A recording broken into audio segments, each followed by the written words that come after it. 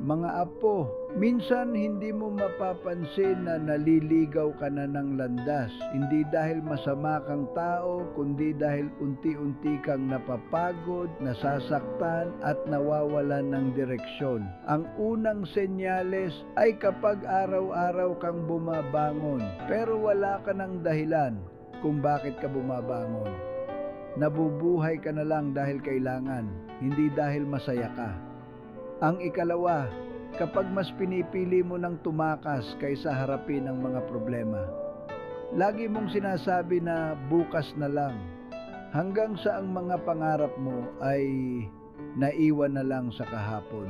Ang ikatlo, kapag unti-unti mong kinakalimutan ang mga taong tunay na nagmamahal sa iyo. Inuubos mo ang oras sa mga taong nandyan lang kapag may pakinabang, habang ang mga tunay na nagmamalasakit ay tahimik na nasasaktan. Ang ikaapat, kapag wala ka ng pakialam sa sarili mong kalusugan, kulang sa tulog, puro pagod, puro isip ng problema. Tandaan mo, apo, ang katawan ay parang ilawan. Kapag napabayaan, darating ang araw na mawawala rin ang liwanag nito.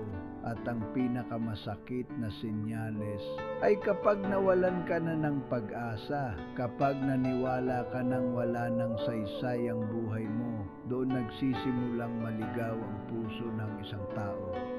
Pero makinig ka kay Lolo, ang pagkaligaw ay hindi katapusan ng paglalakbay. Minsan kailangan mong maligaw para matutunan mong hanapin ang tamang daan. Hindi sukatan ng pagkatao ang dami ng pagkakamali mo. Ang tunay na sukatan ay ang lakas ng loob mong bumangon at magsimulang muli. Kung nararamdaman mong naliligaw ka ngayon, huwag kang matakot huminto sandali, huminga, magnilay, humingi ng tawad kung kinakailangan, at magsimula ulit kahit maliit na hakbang lang. Tandaan mo ito, apo. Hindi pa huli ang lahat hanggat humihinga ka pa. Ang bawat pagsikat ng araw ay bagong pagkakataon para ituwid ang landas na minsang naligaw. Huwag mong husgahan ang sarili mo dahil sa nakaraan. Gamitin mo yon bilang aral para maging mas mabuting tao.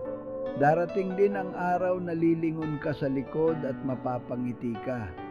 Hindi dahil hindi ka naligaw, kundi dahil hindi ka sumuko. Kaya lumaban ka, apo.